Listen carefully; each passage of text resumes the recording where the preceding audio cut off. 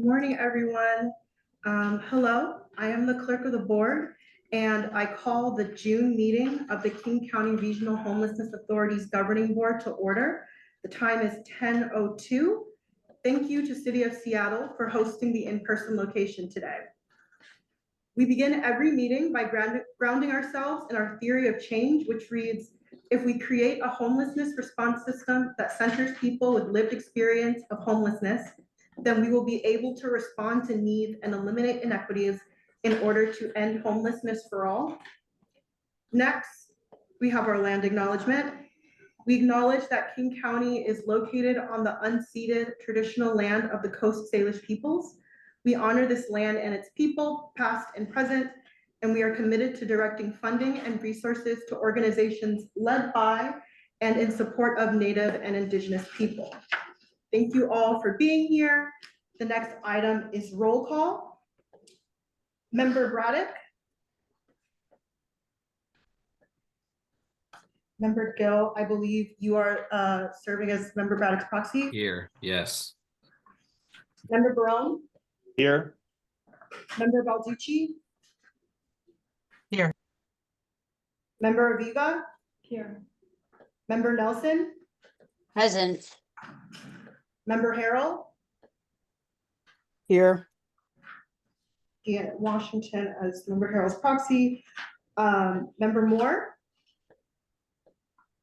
Member Moore is absent. Member Bracken. Here. Member Bernie. Here. Member Prince.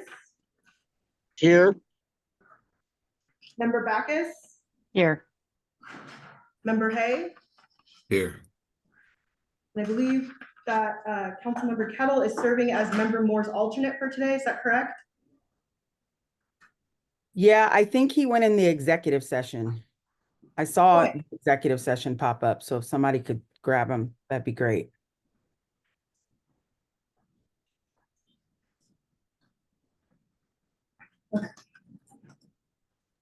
I will handle that. Board, we have 11 members, so we have quorum, so we can begin. Our first item of business is electing the chair pro tem of the governing board for today's meeting. The board has 6 months from the adoption of the bylaws to elect co-chairs. Until that happens, each meeting will be chaired by a chair pro tem. Are there any nominations?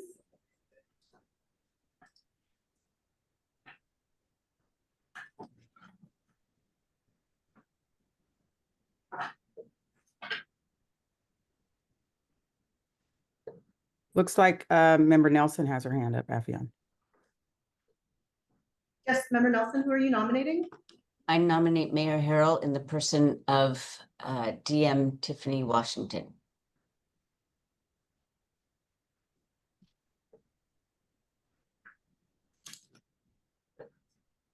Okay, are there any other nominations?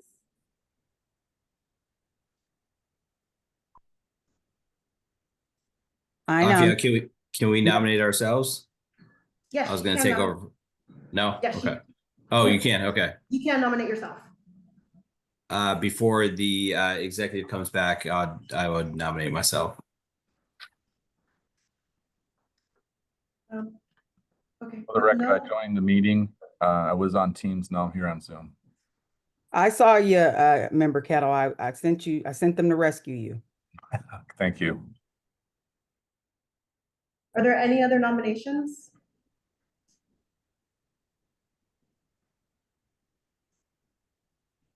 Would anybody like to second a nomination? I second Gil. It appears we have a motion and a second for Member Gill to be Chair Pro Tem. All in favor of Member Gill serving as Chair Pro Tem? Aye. Aye. Aye. Any opposed? No opposition. Board Member Gill will serve as Chair Pro Tem for this meeting. Thank you. Thank you, Affion. Before we get in with the rest of the agenda, are there any amendments to make to the agenda?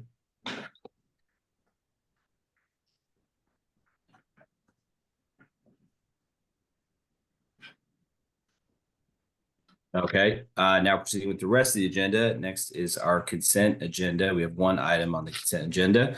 Approval of the May 2025 Governing Board meeting minutes. Is there a motion to approve the May 25 minutes?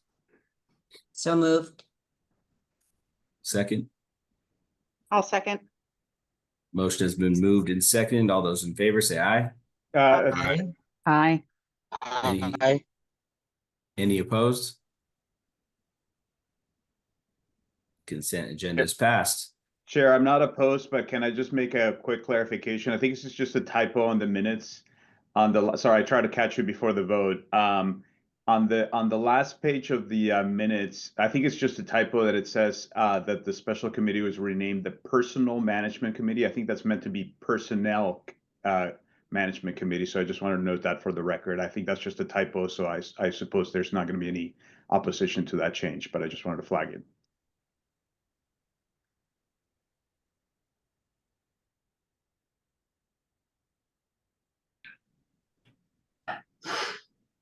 All right, Afiat, should we vote that again then with that update? Yes. Okay. With that update, all those in favor say aye. Aye. Aye. Aye. Any opposed? All right, the consent agenda is passed. Next on the agenda is our monthly CEO report from Deputy CEO Simon Foster. Chair, Member Backus' hand was up. Oh, I'm sorry. I'm sorry, Chair Backus. Thank you, Mr. Chair. My apologies, but I don't see that I was sent an agenda or a packet for this. Is it possible to get that sent, or who sent it? And I can look again, but KCRHA is not bringing up an agenda for me. We sent it Friday evening, Mayor Backus, and we can send it again. Okay, thank you.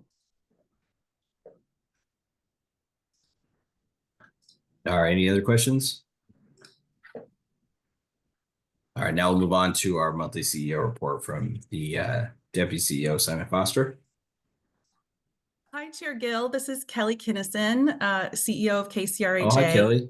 Hi, our Deputy CEO is not able to join us today, so I am joining you from out of the country, but very happy to see all of your faces. I'm going to leave my video off because it seems to be interfering with my connection. I want to start with our federal funding COC award updates. I know folks have been keeping a close eye on this. Just to remind folks of the issue, on May 29th, a local HUD official notified us and other jurisdictions that they would be withholding our 2024, which is our current year, federal continuum of care grant because of a pending lawsuit, the King County v. Turner. Those funds provide more than $67 million to help families in King County exit homelessness. We are pleased to announce that 2 weeks ago, a federal judge ruled strongly in the favor of our coalition's request for an injunction, which blocks the Housing and Urban Development and Department of Transportation from imposing illegal and unconstitutional grant conditions on those funds and DOT funds. So we have now, as of June 12th, received 12 of our grant agreements for this year, and our team is currently working to process those contracts. So thank you all. Many of you were instrumental in making sure that we could bridge funding for our June awards if that was necessary. Everything looks to be on track as of today. If we have any interruptions, anything else occurs, then we will continue to work with our partners on bridge funding and, of course, are communicating with our service providers. We will have a budget briefing later in the meeting, so I will stop there for this month and turn it back to you for questions, Chair Gill and board members.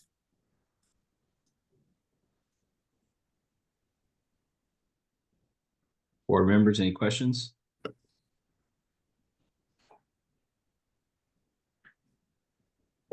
All right, thank you, CEO Kinnison. That now brings us to public comment. If you're here with us, or if you're here, there in person, please sign up to comment with Afion. If you are providing comments via Zoom, please raise your hand now and you will be called in the order received. Each commentator will be able to speak for 2 minutes. Commentators will hear a bell when they have 30 seconds left, and the virtual commentators will be muted when their time is up. Public comment will be open for 15 minutes or until no others would like to speak, whichever is sooner. We do ask public commentators to please keep your comments related to items within the board's purview. Affion, will you please open public comment? Yes, Chair. First up in person for public comment is Anna Perry. I'm Anna from Share. I first want to thank you all for giving us the time last month and listening to us when we showed up in a pretty large number. It was really empowering and heartening to be able to show up and be heard and listened to. Truly, it meant a lot to all of us. TC4 is really important to us at Share. It provides a large percentage of our shelter beds. And the site stability that was granted to us through this whole process is huge. Moving, every 3 months is a huge toll on the people that stay there. So having that stability has been great. We provide the only shelter in Lake City, which again is just it's huge that we were allowed to speak and be heard and fight for that. They're doing great in the neighborhood there now. Neighbors have really shown up and seem to be getting along great with everybody. They had a thing with the local farmers market where they had a number of volunteers from the camp help out, and that went really well. So things are just going really good there. And on that note, there's an open house this Sunday at 10 City 4 from 1 to 4 p.m. Anyone that wants to stop by and see how the camp is doing, how it operates, feel free to stop by. That's this Sunday, 1 to 4 p.m. And as we know, without shelter, people die. The Women in Black stand vigil every month on these steps right here for everybody. There's been 117 deaths this year so far in King County of homeless people outside by violence. We're standing vigil this Wednesday for at least 17. So thank you again for being guided by us, and special thanks to Yvonne, who actually showed up and helped TC4 move.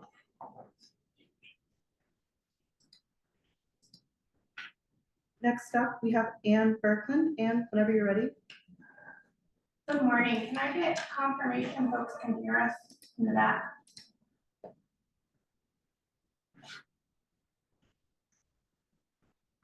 Maybe if I get closer. Okay. Yeah.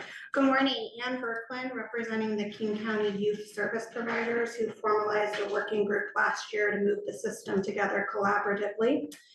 To date, there's been no outreach from KCRHA on its budget proposal in the packet posted late Friday evening. Youth providers across King County receive funding from sources outside of KCRHA and are already grappling with cuts from federal and state partners, which is resulting in changing the makeup of the youth service or the youth services across our county. So if KCRHA is considering cuts to services, which I think from this packet it looks like might be on the table, we ask that we work together to figure out how to reduce the harm of these cuts to the young people that are facing housing insecurity in our region.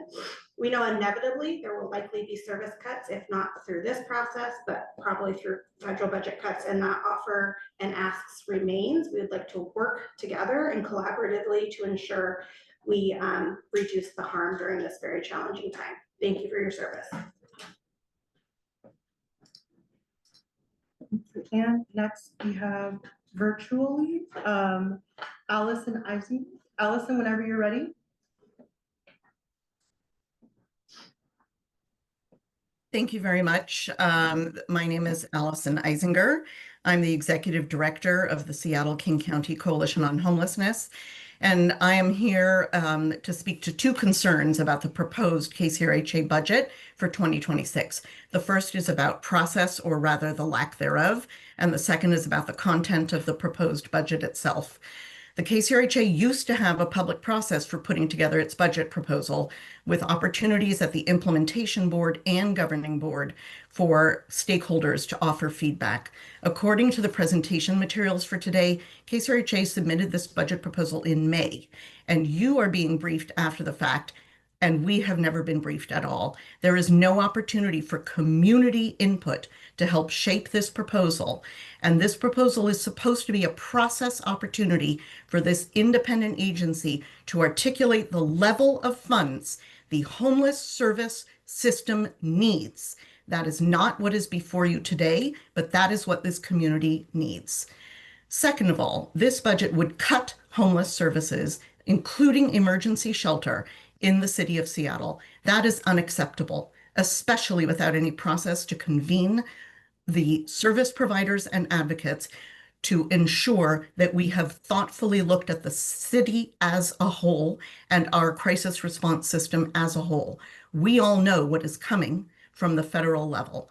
This attempt to roll back inflation adjustment and to present to you as a fait accompli a budget that reduces services as opposed to reducing the administrative overhead, which is what we and other organizations would ask any city department to do at this point, is unacceptable. We cannot afford to lose shelter services, and we cannot afford not to have a coordinated regional response to the needs of our community and to how the Allison, your Regional time is up. Homelessness Association, how the regional home. Thank you, Allison. Chair Gill, there's no one else online or in person, so I'm going to ask 3 times and then we can go ahead and close public comment. Does anyone else wish to give public comment? Does anyone else wish to give public comment? Does anyone else wish to give public comment? Okay. Chair, I believe we can close public comment. Thank you, Affion. With that, public comment is closed. We'll move on to briefings. Today, we are joined by Deputy CFO Tiffany Brooks to discuss KCRHA's budget. Tiffany. Good morning, everyone. Can you hear me okay? Perfect. Yeah. And Tiffany, did you want me to kick us off? Yes, please, while I share my screen. Great, thank you. So, so glad to be with you today to talk about really what is a first step in a many-step process to get to KCRHA's 2026 budget. I think Tiffany and our CFO, James Rouse, and our Deputy CEO, Simon Foster, for a lot of heavy lifting to do this first budget that I have overseen.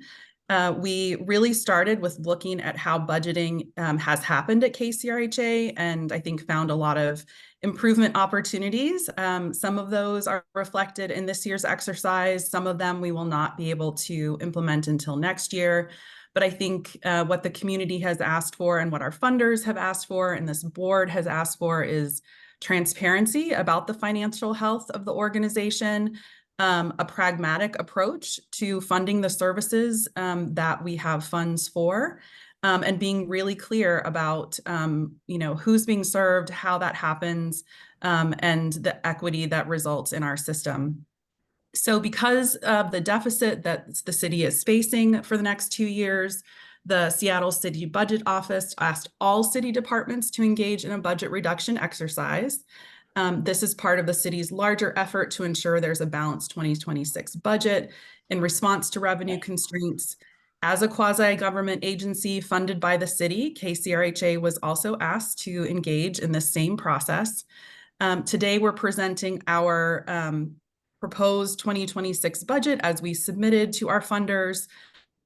We are still working with both the Seattle and King County on what this budget will look like, but provided these initial numbers based on our 2025 budget and the proposed 2% reduction that Seattle asked us to model.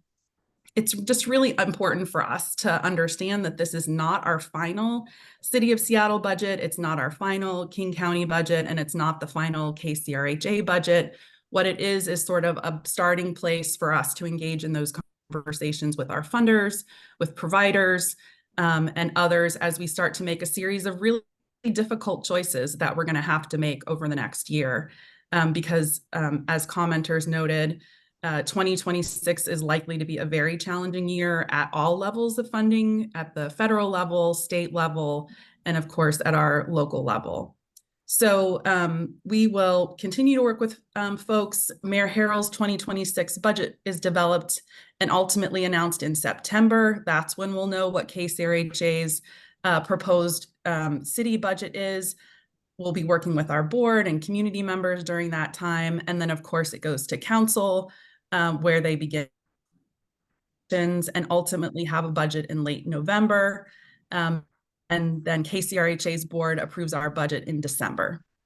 So just wanted to give a little bit of context there for that, that process, and then I'll turn it back over to Tiffany. Thank you, Dr. Kinnison. As Kelly mentioned, our budget is a preliminary budget and it will be finalized later in the year. Our budget is comprised of our base budget, any one-time funding that we anticipate to receive for the coming year, as well as any incremental changes that we receive from our funders. As Kelly went through our timeline, we are in the process of presenting this preliminary budget based off the guidance that we received from our funders, and we will continue to work with our funders to finalize these numbers as they finalize them on their end, and we work with the community to finalize what are the budget needs within the community and if funding is available to support them. Our 2026 preliminary proposed budget is for $199 million. The City of Seattle funding is seeing an exercise of a 2% reduction. King County funding is looking at level funding at this point based off of the guidance that we received from them with an anticipated 3% inflationary increase. We're anticipating level funding for our North King County interlocal agreement.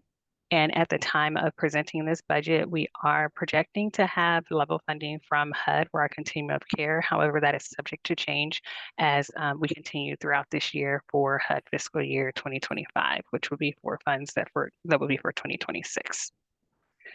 We are anticipating $15.9 million from the Department of Commerce for the Homelessness Encampment Program, which is formerly ROW. And we are anticipating to carry forward about $150,000 in philanthropic funding. This slide is identifying our fund sources by our funder. So it's identifying how our funding is made up from each of our funders. City of Seattle, we have federal funding, local funding. King County, we have federal funding, local funding, and state funding. And then our other sources are comprised of federal, state, and philanthropic funding. As Kelly mentioned earlier, we did have budget guidance from the City of Seattle where we did need to go through an exercise of measuring and identifying how would we present a 2% budget cut or reduction using our general fund. And we did several analysis to identify the least amount of impact to agencies as well as the KCRHA, and presented this information to our funders as well as our internal leadership team. And from those conversations and deliberations, our City of Seattle budget reduction exercise, we presented to them with a 2.1% reduction to KCRHA program funding, which you can see in this slide on the far right side. It is implementing a 2.1% reduction, which essentially would reduce the inflationary increase to providers in 2026, but essentially would provide them with level-based funding year over year with a very minor inflationary increase the following year. From our analysis and projections, this 2% reduction could result in a loss in services, a minor reduction in services.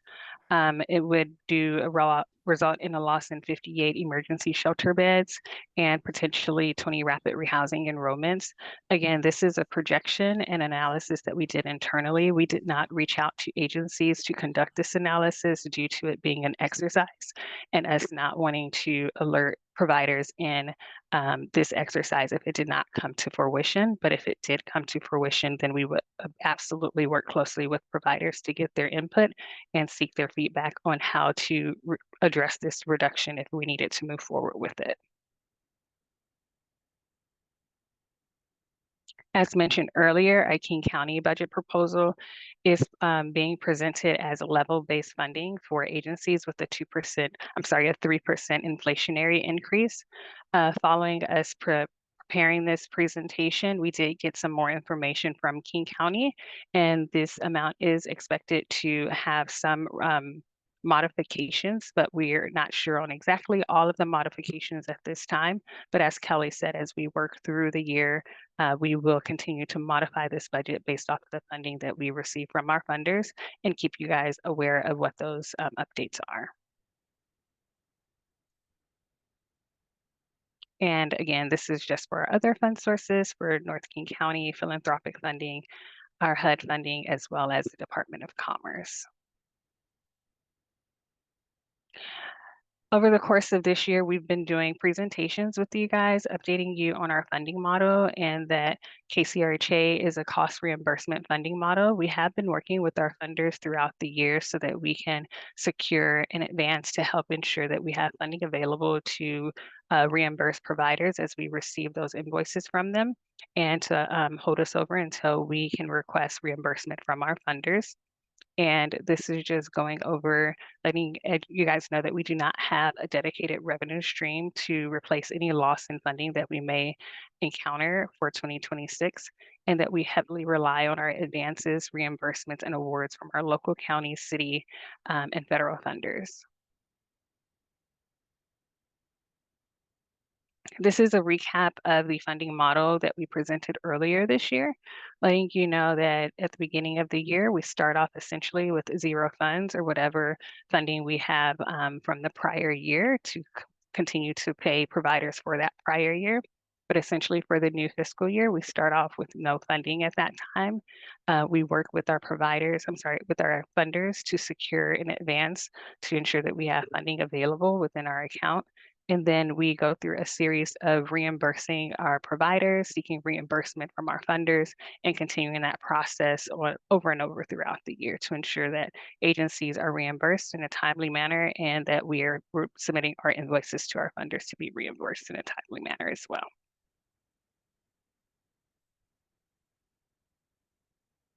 As we get to our critical underfunding for administrative budget, we are identifying here where our funding is coming from our funders. So we have our city, county, HUD, Department of Commerce, and other charitable donations.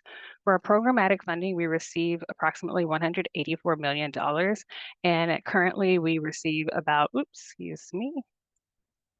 we receive approximately $13.7 million for admin funding. This is a 7.4% administrative rate, and we're highlighting that over the course of the years from KCRHA inception, we started servicing and transitioned contracts from the city and county in fiscal year 2022. And between 2022 and 2025, we have operated with an administrative rate between 5.7% to 8.5%.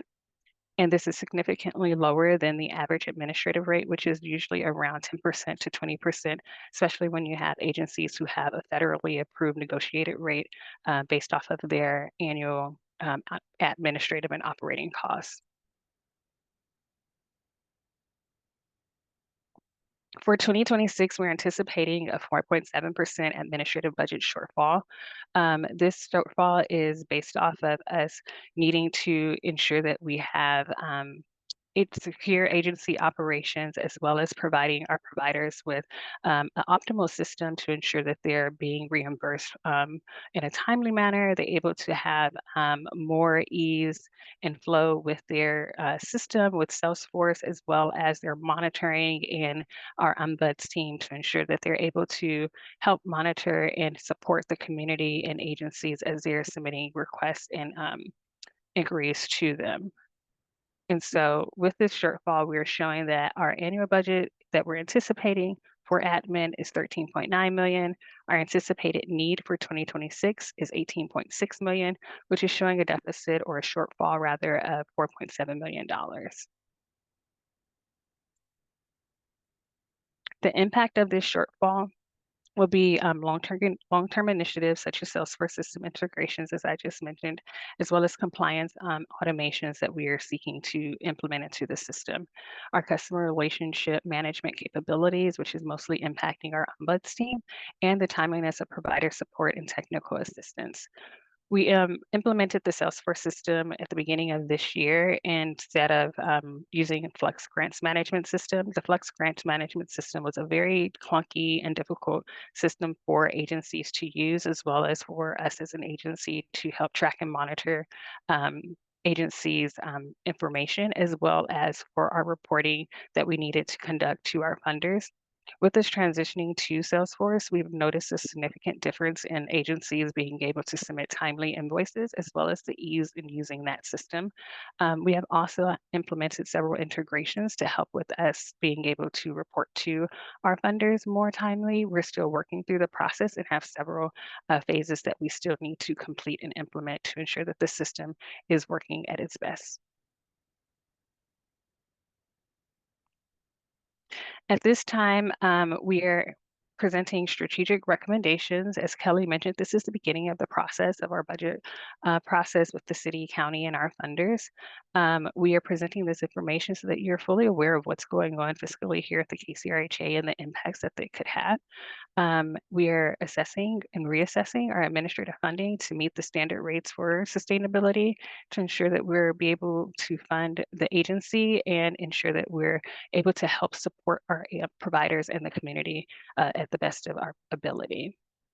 We also are looking to establish dedicated baseline funding to support the accountability and coordination within the community and the organization. And that is the end of our presentation. Do we have any questions? Tiffany, I might just jump in. Deputy Mayor Washington, did you want to, I was going to talk about how the budget is put together really briefly. Did you want to jump in before that? Yes. Yes, I just want to make sure before any critical members of the public and for this board to know, before CEO Kinnison describes the process, the mayor has not approved this budget, nor has he seen until this meeting any recommendations for a service cut, and he would not see a recommendation for a service cut at least for the next 3 weeks. And so for folks who are nervous, the mayor nor city council, I have 2 council members on here, have seen the request or approved the request. And then my question back to you, CEO Kinnison, in response was, the answer, I think from either you or Tiffany, was if the mayor did accept the cut as presented, then you guys would work with community organizations. What would you be working on them with? Would you be working on them with the 2% reduction as you submitted it? I'm just trying to make a connection between the question and your answer. That's right. I mean, I think that leads perfectly into what I wanted to lay some foundation for. So because we have not, since KCRHA was formed, been able to re-procure the contracts that we administer, about 80 to 85% of our funding is continuing to fund those same contracts. So unless there's a discussion about ending one of those contracts and having a new procurement, we do not have the flexibility to move money around. That would need to go through a transparent RFP process. We are putting the pieces in place to get there. I think especially with the changes that we're going to see from the federal level and possibly the state level in 2026, we need to be prepared to reallocate some funding. That is what I would love to engage our providers on, much as our youth providers have asked us in email and here today. We'd like to talk to providers about how we maintain, how we prioritize what is maintained in the system. So is that facility-based work? Is it population-based, right? Like what data do we need to pull to do that analysis and have some just really open conversations about what we'll be looking at by the end of 2026. We are not there yet. We are doing an exercise for the city budget office, which, you know, is totally appropriate so that the mayor has all the information that he needs to make decisions about his entire budget. We go through a similar process with every other funder, whether it's responding to an RFP or having conversations about what the state is going to do and how that's going to pass down. And when we get to a point where KCRHA has any discretion in how the funding is spent, I think that's the time for us to, you know, have the input of the community to set up both the re-procurement and how we might implement cuts. But there are no cuts being implemented at this time.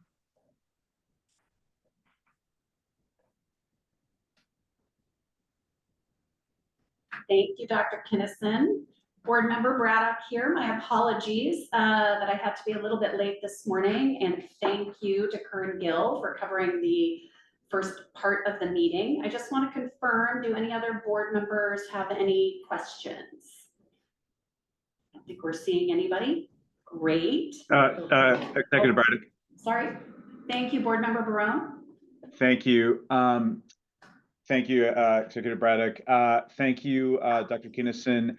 I guess I'm just also trying to, following on the same thread as Deputy Mayor Washington, just trying to understand a little bit of the how this is going to play out, because I totally appreciate that KCRHA doesn't have dedicated revenue, so you're all relying on us as funders and as elected officials to sort of provide the resources that you all then administer to have providers provide services in the community. And so I understand that this was kind of a planning exercise, but I am wondering, you know, as somebody who's going to be making decisions about revenue in the future, and I know my city colleagues, and including my council member, Councilmember Kettle, and Councilmember Nelson will be making decisions on the city side, just trying to figure out how we can, you know, be clear on what the consequences are of certain cuts, right? Because I think you described there was a description in Tiffany's presentation about like the number of potential lost beds, et cetera. And so when we're making decisions about, you know, what resources are going to be allocated to KCRHA, how are you planning on having that conversation with the providers? I'm just curious to be able to inform us as elected officials so we can then make decisions about the various priorities in the community. And of course, you know, with the impact of potential federal cuts being part of that conversation. So I'd just love to hear a little bit more clarity on how we're going to get information at the city and the county on what the various scenarios might be. Yep, that's a great question, Councilmember Barone. So we are starting to put together some different, you know, options, ways to scale back, ways to, you know, further refine our mission, all of those things that we need to do administratively to be as lean as possible in these times. We're also looking at like what would be the impact to do a small re-procurement, or do you start rolling re-procurement, you know, starting next year. All of those decisions, I think we need to lay out for the decision makers and see, you know, how we best address, frankly, what's coming from the federal government is the most concerning. I think the 2% exercise for Seattle, you know, we just, as you saw, applied that across the programmatic dollars. And then if you do the math, you know, that means a certain number of beds or families served. We anticipate that because we are not the primary funder for most of the organizations, how they would react basically to that. It would end up being just a 1% inflationary ad is really up to them. And so I think, you know, as we start to understand from our city colleagues, you know, do we, you know, is this what we're facing? You know, should we start getting some information about that? That'll be part of our listening sessions, you know, later this year. And I think for this exercise, for which we had about a month, right? There's not time to go out to every provider and ask them what they would do with only a 1% increase next year. But I hear you about really needing all of the data, all of the information, and some scenarios to think about as you're doing your work at council. Councilmember Balducci? Oh, sorry, that's Chair. I'm sorry. Balducci, and then, or Board Member Balducci, and then Board Member Washington. Yeah, thanks. I continue to really sort of struggle to understand how this agency does our budgeting. I understand the revenue is set by what you get from the partners who invest, but there's something missing. Like when we do budgets at the county, we have public hearings, we engage with stakeholders, and because our money now funnels here for certain aspects of the homelessness response system, that input may come to us, but it may not at the county, and I assume the same is true for the city. And then it doesn't appear that there's any public process whatsoever associated with setting the budget at KCRHA. So there's something missing here.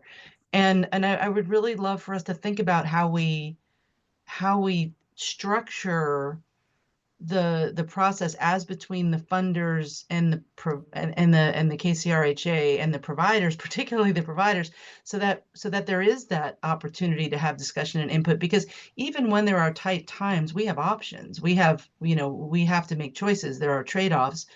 And I don't know how we make those without seeking input from our key stakeholders and the public. Yep, you're absolutely right, Councilmember Balducci. It's really being able to do those reprocurements that gives us that opportunity to take the input and turn it into action. As I said, most of our budget goes directly to contracts that are already in place this year and would just be continued for next year. And so without being able to let providers know we want to do reprocurement, we're having listening sessions about what that should look like. Here's the data that we have the internal capacity to run that process, which is, as you can imagine, substantial, and which is why no one's done it yet. That is all what we're working up to, so that we have a process, you know, for example, at the federal level, every 4 years, we reprocure a contract, and there are requests for information about, you know, if this is going to be our rapid rehousing reprocurement, you know, what do folks want? We sit down and talk to providers. What should change about what we're requiring in this procurement? What's working and what's not working according to the data? We have past performance data on providers. We build all of that into our evaluation process and clear metrics for success for both us and the system and the provider. And then we're able to do that sort of real-time assessment of how things are working. None of that is in place at KCRHA right now. And that is the work I've been doing for the last 10 months, so that we can get to a place where there is a way for public input, you know, to be taken, other than them coming to council, right, and saying, hey, I've got this great project and I need you to fund it. And KCRHA can't, because they don't have any discretion over how their funding is spent. We're just re-upping contracts. So, and I know just to close out, sorry. Mm-hmm. I just want to say, I hear you. Mm-hmm. And when we do a budget, there should still be an opportunity for stakeholder process. Like, these are two separate things. What you're talking about and the budget are two separate things, and they both need to happen. So please just take that on board. Thank you. Yep, absolutely. Thank you. Thank you, Board Member Balducci.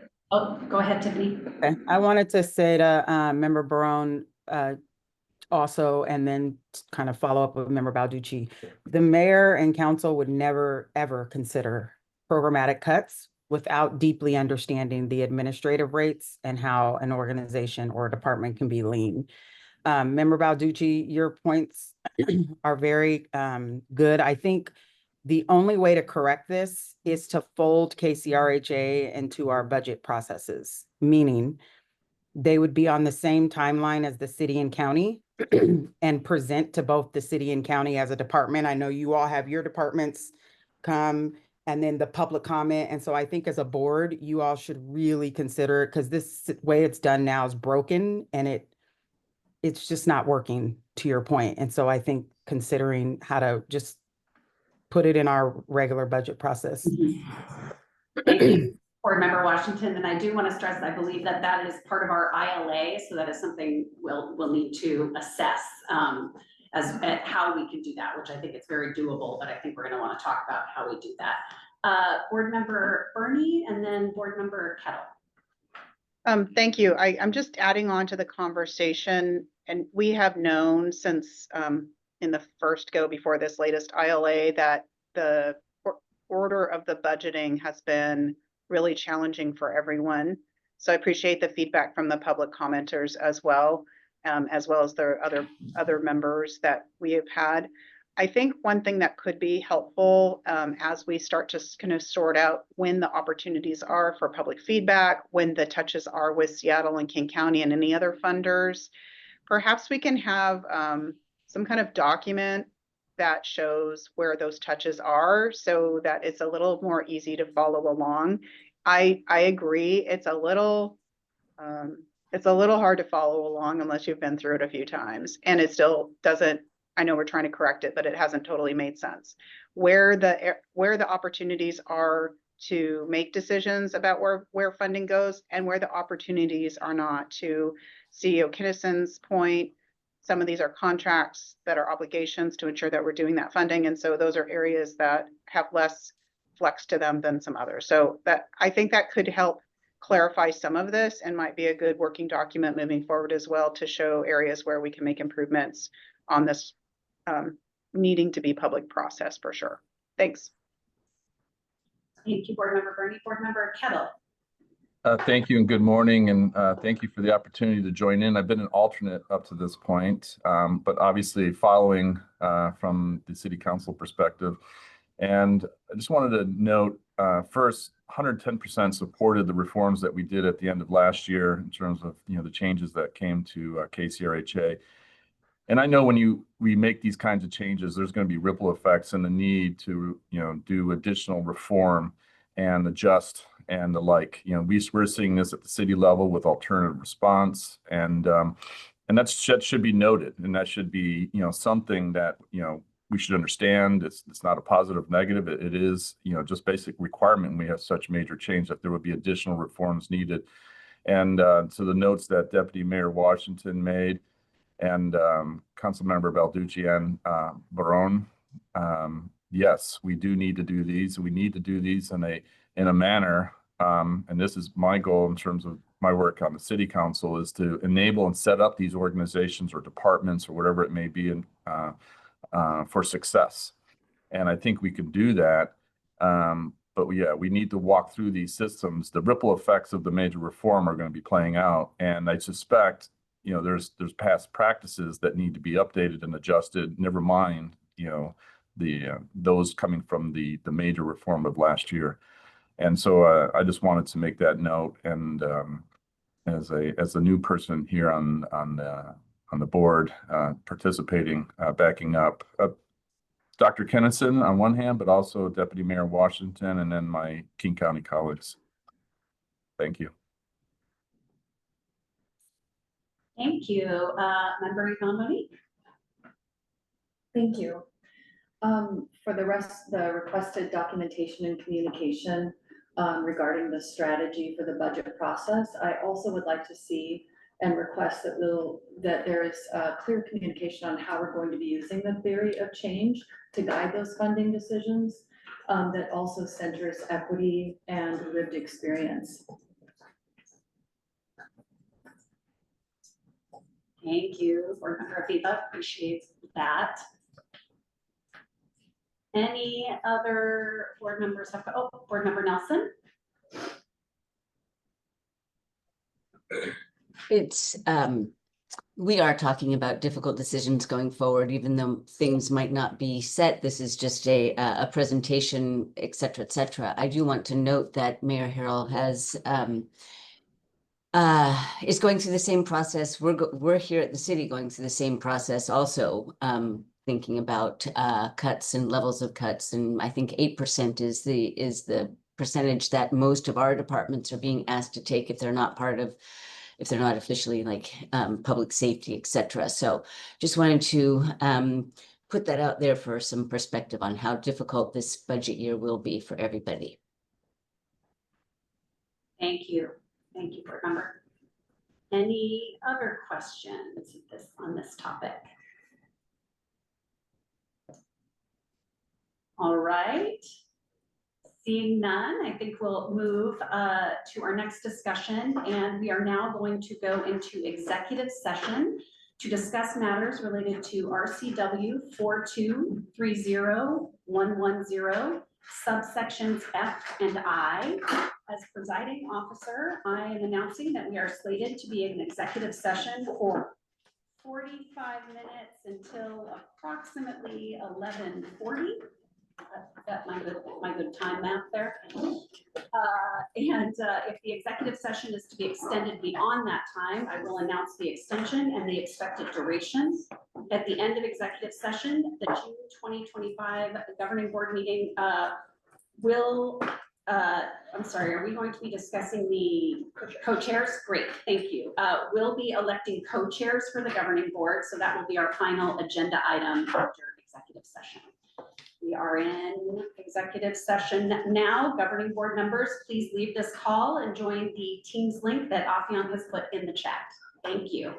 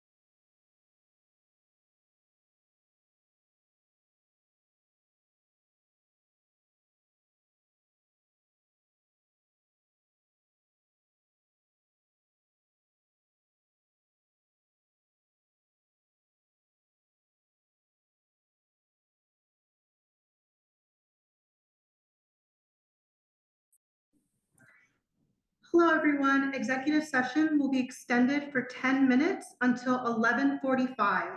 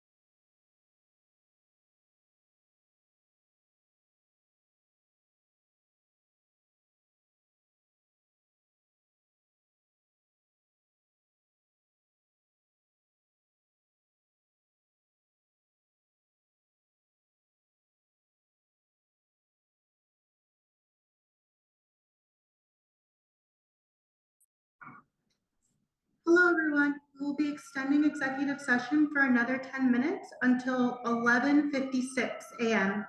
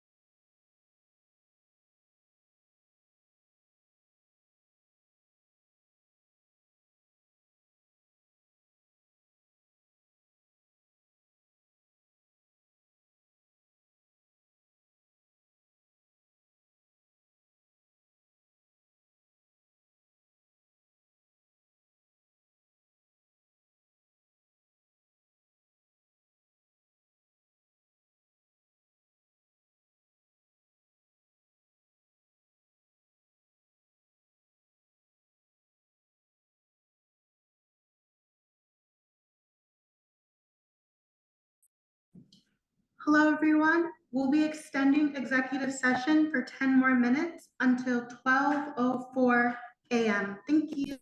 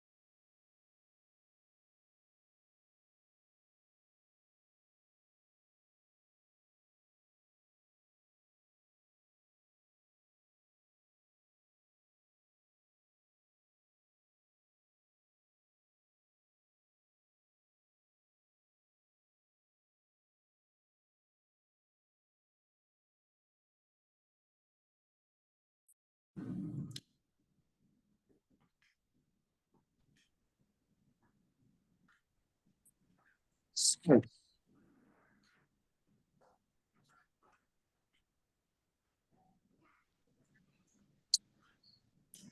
think we just need to make sure we maintain quorum. So yeah, I'll let you know when people are. Thank you.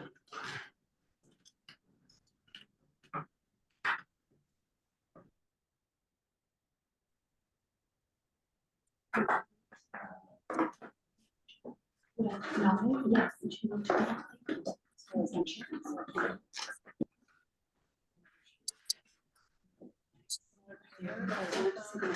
Now I got-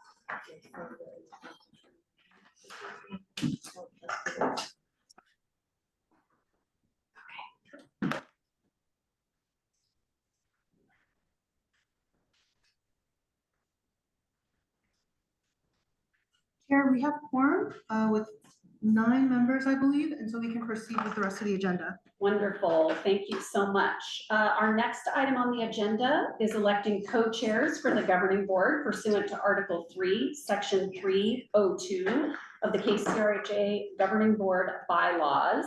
Are there any nominations for co-chairs? Co-persons, co-chairpersons, I should say more appropriately. Board Member Nelson. I nominate Mayor Harrell or Deputy Mayor Tiffany Washington. Do I hear, I believe it would be Mayor Harrell, as Deputy Mayor Washington is, Mayor Harrell's identified backup should he not be able to be here. Yep. Are there any, oh, should I go seconds for that first or wait till we get the second one? Are there any seconds for Mayor Harrell? Second. Thank you. I believe I heard Board Member Bernie as a second. Thank you. And then before discussion, are there any nominations for another co-chair? Any other Board Member Barone? I nominate Executive Shannon Braddock. Second. All right, and any discussion? Any other nominations? Is there a motion to vote on the co-chairs? I move that So we moved. the 2 nominated as co-chairs. Second. Thank you. We have nominations for Mayor Harrell and Executive Braddock for co-chairpersons of the governing board. And can we go ahead? Anybody, all those in favor? Aye. Aye. Any opposed? Okay. It so passes, the motion passes, naming board members Harrell and Board Member Braddock as co-persons of the governing board. This brings us to the end of the meeting, but are there any other questions? I thought I saw a hand up before we adjourn. No? Okay. Is there a motion and a second to adjourn? So moved. Second. Thank you, Board Member Prince and Board Member Bernie. Thank you. Any objections? None heard. Thank you. This meeting is now adjourned. Thank you all. Very good.